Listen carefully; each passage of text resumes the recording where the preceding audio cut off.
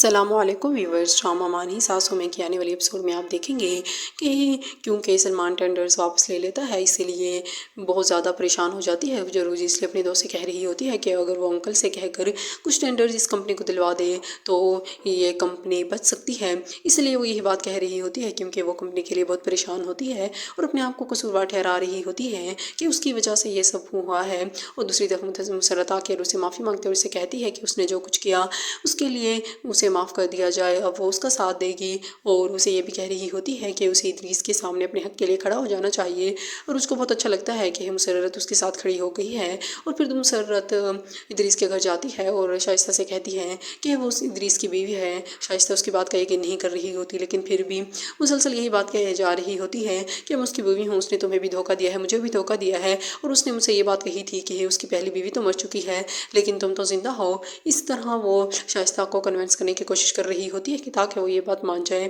کہ ادریس نے دوسری شادی کی ہوئی ہے، لیکن شائستہ اس کی بات ہی نہیں سن رہی ہوتی۔ لیکن وہ پھر بھی مسلسل یہ کوشش کر رہی ہوتی ہے کہ شائستہ کو کسی نہ کسی طرح اس کی بات کا یقین آ جائے۔